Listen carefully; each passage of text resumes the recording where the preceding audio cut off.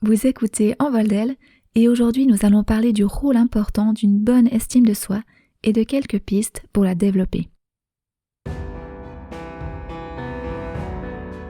Bienvenue sur Envol d'elle, le podcast qui soutient votre envol.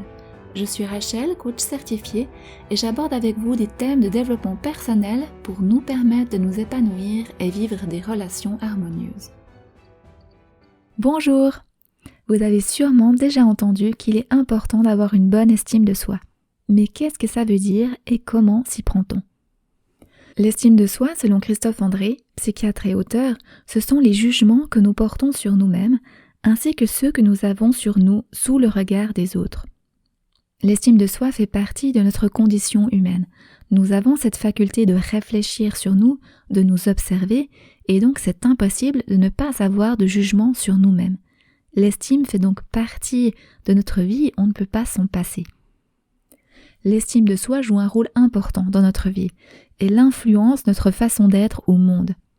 Comme le raconte le psychiatre Christophe André, une bonne estime de soi nous rend capables de dire ce que nous pensons, d'insister quand on se heurte à une difficulté, de ne pas avoir honte de renoncer, d'oser dire non ou stop, d'oser dire je ne sais pas, de nous sentir dignes d'être aimés, de nous sentir tranquilles avec nous-mêmes, d'aimer les autres sans les surveiller ou les étouffer, de nous donner le droit de décevoir ou de rater, de demander de l'aide sans nous sentir inférieurs, de ne pas nous sentir envieux de la réussite des autres, de faire preuve d'humour sur nous, de tirer les leçons de nos erreurs, de nous accepter tels que nous sommes aujourd'hui sans renoncer pour autant à changer demain et d'arriver à penser à autre chose qu'à nous-mêmes.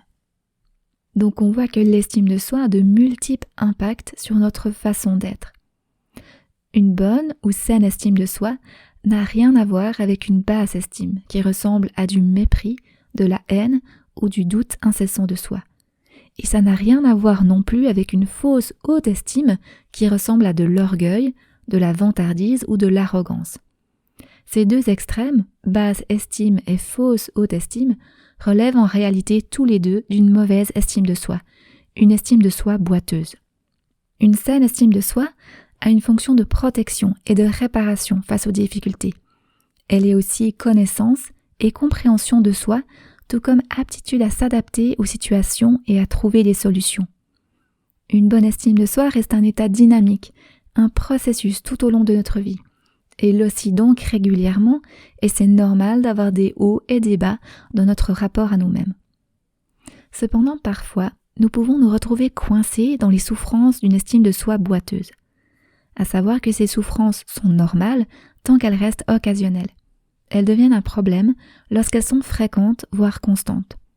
Nous pouvons alors souffrir d'obsession de soi, où le souci de notre image devient pesant et excessif, d'une tension intérieure et d'insécurité dans les situations sociales avec le sentiment d'une surveillance par le regard des autres, d'un sentiment de solitude avec l'impression d'être différent des autres, plus fragile, moins compétent, plus isolé, d'un sentiment d'imposture qui se déclenche au moindre succès, de tendance à l'auto-aggravation lorsqu'on va mal, au lieu de faire ce qu'on sait qui nous ferait du bien, on le fait pas justement.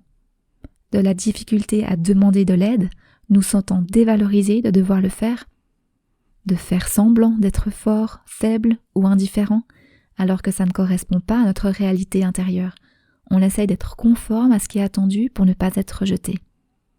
Et enfin de problèmes avec la remise en question, trop permanente lors de basse estime, impossible ou difficile lors de fausse haute estime. En plus de ces souffrances, une estime de soi boiteuse joue un rôle d'aggravateur dans les difficultés que nous pouvons vivre et conduit les individus à voir leurs difficultés se répéter sans progresser. La bonne nouvelle, c'est que nous pouvons développer cette saine estime de soi, ce regard tranquille sur soi, sur ses défauts, faiblesses et erreurs, ainsi que sur ses forces, qualités et succès. Ce ne sera pas le travail d'un jour, mais un processus tout au long de notre vie, en avançant petit à petit. Pour développer une saine estime de soi, nous aborderons 3 pistes aujourd'hui. Ce n'est évidemment pas exhaustif, mais ça donne déjà un point de départ. 1. S'aimer et se traiter avec bienveillance. 2. S'accepter. 3. Se pardonner. Première piste, s'aimer. Quand je dis ça, je ne parle pas de passion ni d'aveuglement sur soi, mais de pouvoir s'encourager, se soutenir et aussi se dire les choses avec vérité, sans méchanceté, comme nous le ferions avec notre meilleur ami. Se traiter avec bienveillance, c'est prêter attention à la manière dont on se parle. Qu'est-ce qu'on se dit à soi-même et sur quel ton? Se parle-t-on comme on le ferait avec une amie? Cela rejoint aussi l'épisode 3 clés pour être bienveillante avec soi que je vous invite à aller écouter ou réécouter. Pour vérifier si je me traite avec bienveillance, on peut utiliser le test des 3 tamis inspiré par une histoire de Socrate. Ce que je pense sur moi, est-ce vrai? Est-ce vrai tout le temps ou seulement dans certaines situations? Est-ce que ça dit tout de moi? Ce que je pense sur moi, est-ce bienveillant? Est-ce que je dirais la même chose à ma meilleure amie ou est-ce que j'utiliserais d'autres termes à un autre ton? Ce que je pense sur moi, est-ce utile, enrichissant? Est-ce que ça me sert pour aller de l'avant ou suis-je en train de me punir? On peut se poser ces 3 questions et si notre jugement sur nous ne passe pas l'un de ces tamis, alors on peut changer la manière dont on se parle, la remettre en question, la remplacer. Deuxième piste, s'accepter. Il s'agit de s'accepter pour s'estimer. En s'acceptant, on construit une bonne image globale de soi. On accepte nos défauts sans nous y réduire. Et pour pouvoir changer et progresser, nous avons besoin de nous reconnaître imparfaits. S'accepter repose sur le respect de soi et le fait que nous avons tous de la valeur en tant qu'être humain. Accepter, c'est lâcher prise. Une partie des problèmes disparaît alors parfois et ce qui reste paraît plus simple à changer. Accepter, ce n'est pas une soumission, une démission, une résignation ou un renoncement à l'action. Le but de l'acceptation des faits, c'est d'agir au mieux.